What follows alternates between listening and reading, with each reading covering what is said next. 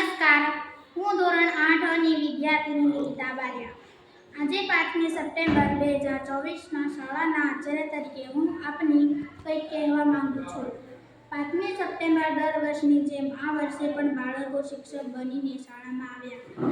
અગાઉ સ્નેહા વિભૂતિ આચાર્ય બન્યા ત્યારે મને પણ આચાર્ય બનવાની ખૂબ ઈચ્છા થતી. આજે હું આચાર્ય બનતા ખૂબ આનંદ અનુભવું છું.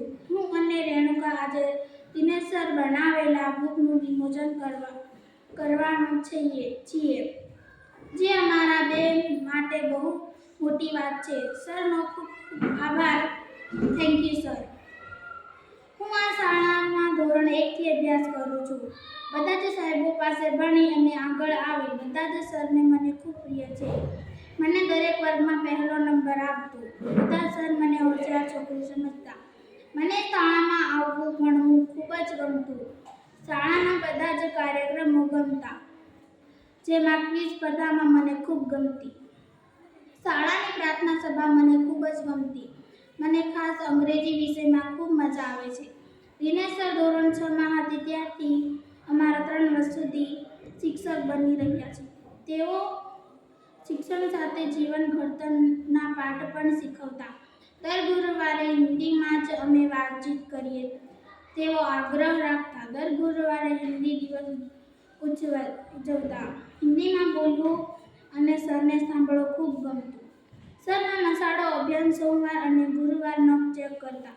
સર મને બાળકોની હાજરી ઓનલાઈન કરવાની તેમજ બાળકોના માર્ક્સ ઓનલાઈન કરવાની કામગીરી આપતા. મારી ભૂલ ન થાય એવો સરને વિશ્વાસ રહેતો.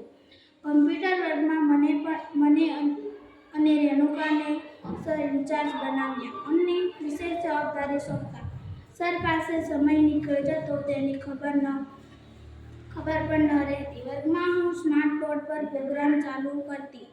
શિક્ષણના વિડીયો શીખવતા. વર્ગમાં મારી ખાસ બહેનપણી રેણુકા, કૈલાસ, મહેશ્વરી વગેરે મને ખૂબ સાથ આપતા. અમે બપોરે મધ્યાહન ભોજન સાથે બેસીને ખાતા.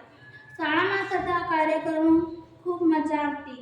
દિનેશ સર મને રોજ સમાચાર લખી આપતા, જે વાંચવાની મને મજા આવતી. ગુરુવારે હિન્દીમાં સમાચાર વાંચવાની વધારે મજા આવતી.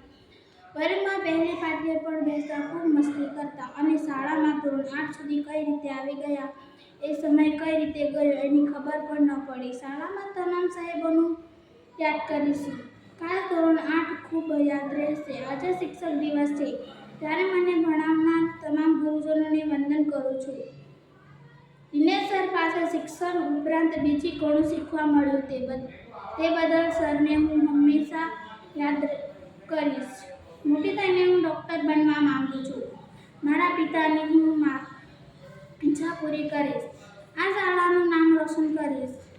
અમારા હસ્તે જે શાળાનું ઉદ્ઘાટન થયું તે શાળા માટે મને કાયમ ગર્વ રહેશે. હું મારી નવી શાળા અને એ પાટલીને મારું કમ્પ્યુટર હંમેશા યાદ રાખીશ. જય માતૃશાળા.